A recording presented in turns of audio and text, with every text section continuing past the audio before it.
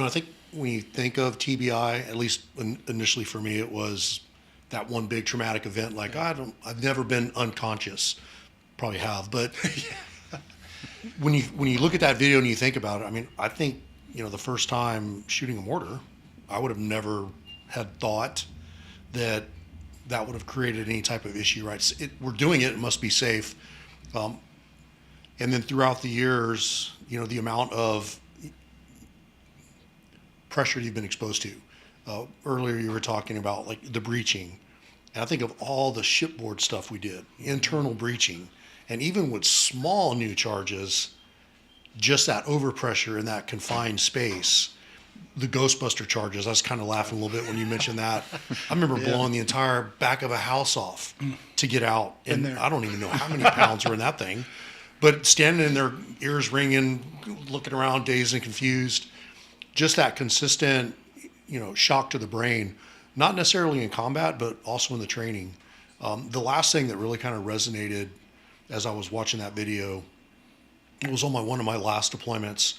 I was shooting an SBG and talking to some of the guys that were there with us. And the overpressure from this weapon system is so great that the manufacturer, I guess, and I can't validate this, but this is what they told me, recommends you don't shoot more than 10 a day because overpressure is so great that it can actually cause micro tears in your aorta. I mean, I don't know if that's the truth, but I shot a couple of these rockets, and it probably some of the most, the greatest overpressure I'd ever felt. But you don't think of that as damaging because you get up and you carry on with the rest of your day. As you think about all these explosions throughout the years that we've been exposed to. Yeah, and I think that's key because you called it out with training. Like every time for our platoons in the Force Reconnaissance, we'd have to go through a shooting package every time to get certified before we go on deployment. Yep. And it's 12 weeks all day long. It starts out slow. You're on the range, and then you hit the house, and by the time you're at full mission profiles, you're firing 5, 6, 7, 8 breaches a day. Just boom, stack, go, go, internal breaches. And you're wearing a helmet, which amplifies all of that even more, when you look at it. But it's like, if we're doing this and we're in the military, it's safe. You always say, we're okay. And I have to make a funny comment. I'm going to go back to all those commanders and officers I worked for when I wouldn't wear my helmet and I always got in trouble because... Now they should have listened to me, right? Yeah, it's one of those things though. But we do trust, that what we're doing in those environments are safe. If nothing else, it prepared us to go do what we were going to do downrange, which is critical because at that point, there are no second chances. Yeah. You've got to be ready to do whatever that missions night task is. But the overexposure of that, you're talking about, like we leveled the front of a house. We're like, let's see what happens. And the whole front of the house comes down. And you're like, well, I guess we don't have to go through the door anymore. You just walk over the rubble. But those times were, it was kind of weird. And I think a lot of invention comes out of those early times in war when everybody's like, okay, what works, what doesn't. You're not always going to be right, but I tell everybody, make sure you can explain this decision you made because when they come to get you, you better be wired and be like, that kind of drove a lot of us. But I mean, it's everything, danger close, rockets, mortars, artillery, I've still got a piece of shrapnel on my desk where we had to call in danger close artillery and it was bouncing across the road at us, and you're like, don't pick it up, let it go off for a minute and then grab it. But everything, close air support, and I still to this day, when the A-10s come in low and they're screaming with their guns, man, there's nothing cooler in the world than see those things chew things up at, at close range. But, all of those things through the years that it's like when you're in that moment, I think it's, you do what you need to do to survive. And we never really look at what are the long-term repercussions. And there's not much you can do about that. It's war, and war's ugly.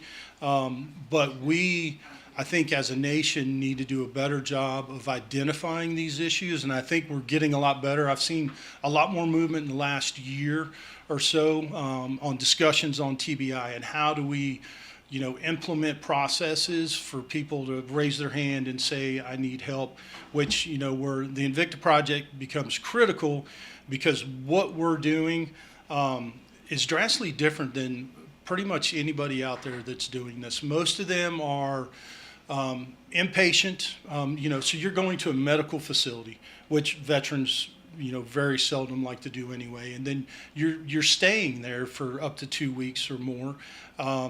And when you look at the program, we can only do so much neuro, in a day before you get burnout. And our goal is to get them to come back to the next morning, ready to go, refreshed, and ready to do it again. So they end up finger painting, and they end up doing, random things that they would never do outside of that environment because they have to take up that time because they're living there. Right. And I think, for us, but we've also identified a few things that, are kind of critical too, because our individuals, so we fund the entire program. So we pay for the medical treatments, we fund their travel, we fund, rental car or their hotel. We put them up in a hotel that has a kitchenette because, some people like to cook for themselves and eat healthy. Eating out for 2 weeks straight is not very healthy for anybody. So we take those things into consideration. We give them a stipend, assist them because some of them have families at home. They have other responsibilities, and we don't want this to be a distraction from their current responsibilities. So it makes it, for me, it's how do I find solutions to the problems? We've looked very hard at, how can we provide the best product that, one, gives them a little bit of freedom. We're not locking them up in an environment they don't want to be in. We're not making them do tasks that are really time consumers and not beneficial to what they're doing. But we have seen that a lot of us are type A, 100-mile-an-hour personality guys. And when you bring them in on day one and they do the battery of testing and they realize that they have issues, they don't take that very well, because they're like, most of us, I've said it a million times, whatever ailment we wake up with that morning is the new normal. We put our head down and we grind, and we still perform at a high level. It's just we are completely exhausted by the end of the day because we have exerted every bit of energy we have to maintain that, where we can put you on a system and show you that you're working 70% harder than you should to complete that task. And then you go, oh, how do I get that other 70% back? That's where I want to be. So we've actually, even when possible, we like to see individuals come with a buddy or somebody they're comfortable with. And we found, I brought in 2 individuals that were been friends for 20 years. But it was fun to watch them interact throughout the day, because if this guy was struggling on the task, he'd look at him and be like, hey, how'd you do? He's like, oh, that sucked. It alleviates all of that internal frustration of like, why am I not doing good? When you can look at somebody and be like, yeah, that sucked. Because I've seen grown men scream at the wall down there because like, I should be able to do this. And we all struggle with it. Yeah. I'm like seeing somebody back there frustrated, screaming at the wall is normal. Like it's going to happen. But that's critical too, that, through, interacting with the spouses or the significant others too, highlighted that to us. Because she actually came in and said, hey, he went back to the hotel and he was struggling because he didn't realize that, he had issues, that we highlighted. So we turned quickly on how do we mitigate that. It's either, somebody's always checking in every week. We bring 2 in because I get people from all over the country, and you're not going to be able to grab 2 at all the time. But, at nothing, try to have somebody else there in the environment. That we could work through that. But Cody, I'd like to ask you, as a civilian, and you've been around all of us long enough, we're all a little crazy. So it's how, like you look at that video, and I think the goal for us is to have individuals look at that and go and resonate with it. Sure. And be like, that makes sense to me. As a civilian, does that kind of make sense to you? Well, one thing I definitely want to point out is like that slow-mo video with the mortar round. Like just the amount of pressure that thing put off, for someone that's never done that, it's hard to even understand what that looks like. But seeing it in slow-mo, you're like, wow, that's incredible. Yeah. But what's even more incredible to me is once I started to talk to you guys is the number of times y'all did those things too. the number of, jumping out of airplanes you've done, the number of rounds you shot. Like, there is a significant amount of those activities that the normal civilian has no understanding about. Like, we see a movie or something like, and thinking it's a one-time deal, or, we don't understand. I think, at least speaking for myself, in my opinion, I didn't have a great understanding of the sheer volume of exposure you put yourself into, like, all the time. Yeah. And once I started to learn that, for one, it reinforced in me that, like, this is a community of people that I want to make sure Big Country Veterans is helping and we're focused on right now, because I feel like the amount of sacrifice that not only you guys went through, and girls, but the families as well. You mentioned that, right? That's one of the reasons, or the reason, we have our couples retreat now. As one of our veterans left the hog hunt and went back home and tried to tell his wife what that meant to him, and he had a hard time doing it, and he called me up. He's like, man, I don't know how to tell her. I was like, bring her out here.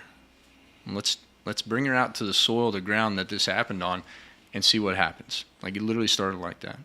And I think the spouses, to your point, really have an understanding and that closest. Obviously, they live with them, but just a deeper understanding of who they are and the struggles that they might not even know, or they're trying to sweep under the rug and trying to fight through themselves. So when they have an avenue or a way to help that they feel like is going to be beneficial to their loved one, if you create the environment for them to share that, it becomes extremely powerful. And I applaud you guys for doing that. It's something we do as an organization, hopefully to expand just that voice and that connection point too, because those spouses had their own struggles when you guys were gone to deployment, right? And so creating that community to share that with, and I'm glad to hear that Invicta is doing that as well.